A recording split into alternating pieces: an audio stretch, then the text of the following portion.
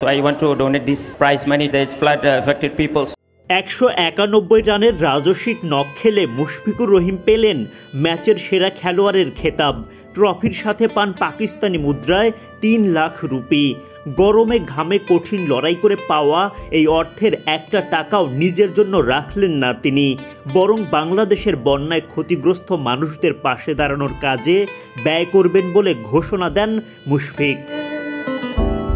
Tiger Mushfiq সবসময়ই পছন্দ করেন মানুষের পাশে দাঁড়াতে, এবারও তার ব্যতিক্রম হলো না।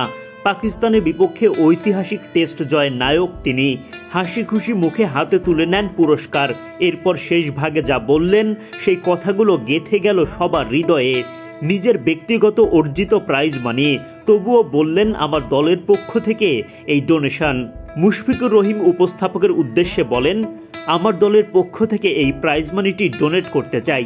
আপনি জানেন যে বাংলাদেশে বন্যায় ক্ষতিগ্রস্ত অনেক মানুষ, আমি সেখানে আমার এই প্রাইজ মানি ডোনেট করতে চাই। একই সাথে আমি সকল মানুষকে অনুরোধ করব এই পরিস্থিতিতে সবাই যেন সাহায্যের হাত বাড়িয়ে দেন এবং এই ক্ষেত্রে ডোনেট করেন।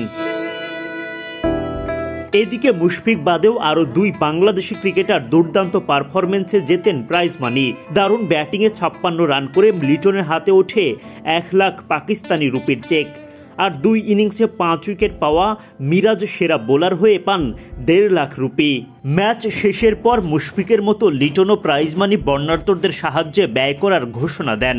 এদিকে বাংলাদেশ ক্রিকেট বোর্ড ইতোমধ্যে এই খাতে বিপুল পরিমাণ খাদ্যসহ 1 কোটি টাকার অনুদান ঘোষণা করেছে। Adnan Ahmed, BD cric time.